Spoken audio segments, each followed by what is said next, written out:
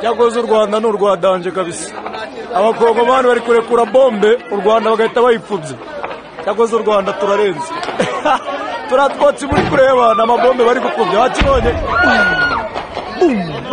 nuko bari kubitarutse abakongomani bari kurasa mu Rwanda tugahita tubituritse ngiye Boroski ndacyahumeka.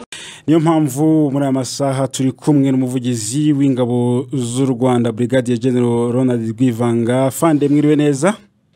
Mwiriwe. Yego twakomeje gukurikira n'ubu ngubu turacyakurikira birimo kubera hafi y'umupaka w'u Rwanda hariya muri Repubulika Iharanira Demokarasi ya Kongo by'umwihariko muri bice bya Goma.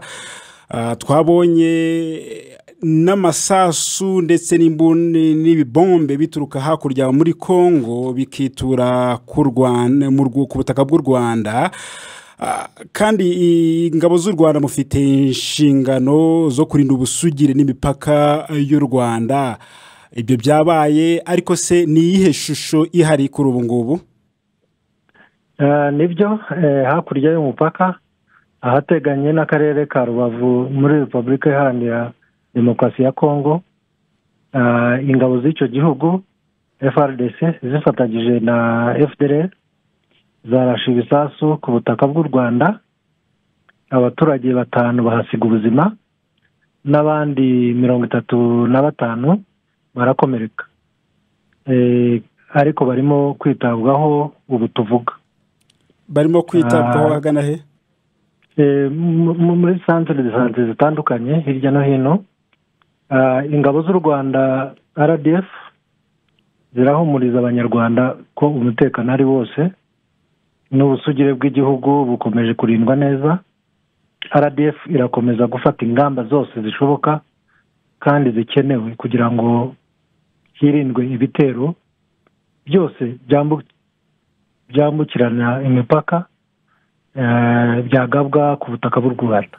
Yego aho ngaho n'ubundi hari amakuru agaragaza ko bimwe mu bisasu bombe byagiye biterwa bivuye muri Repubulika Demokarasi ya Kongo byagiye biburizwamo n'ubwirinzi bwo mu kirere bw'ingabo z'u Rwanda. Aha ngaho bihagaze biti Fande? Niko bimeze hari ibyo twagiye turasa ibisasu byabo, ariko nk'uko mubizi ntabwo byose twashoboye kubirasa, ariko ibyo nibyo byabaye. Ariko turimo kugerageza ibishoboka byose kugira ngo tuburizemo ibyo bisasu.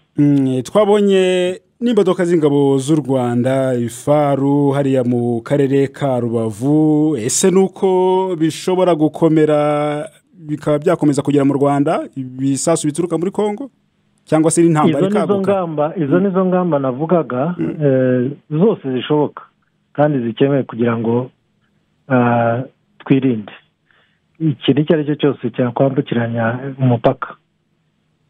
Hari impungenge zihari ko bishobora gukomera imirwano ikaba yakwaguka ikagera no mu Rwanda, kuko abantu bafite impungenge ko bakurikije ibyo bisasu byagiye bigera mu Rwanda.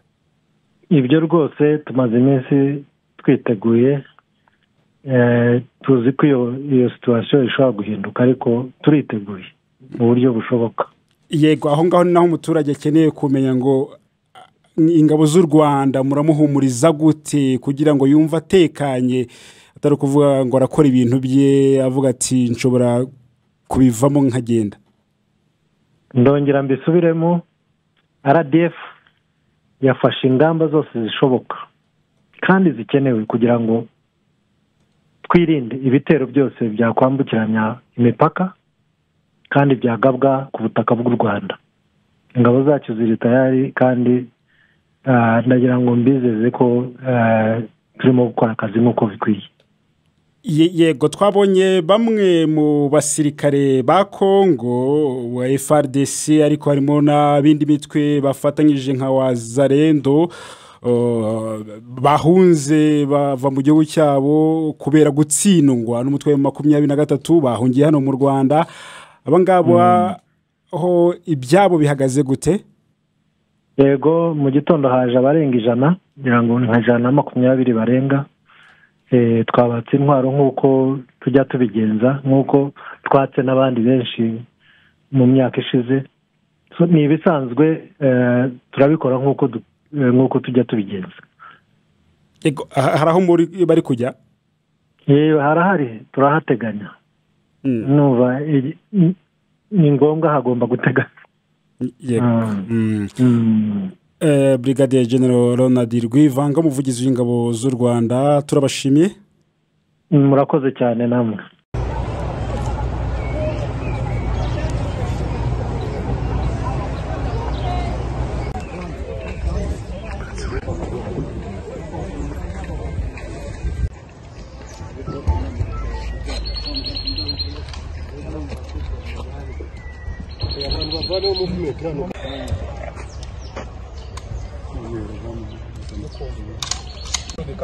Ibikapu birimo iki bigiye bari babigira ngo bisa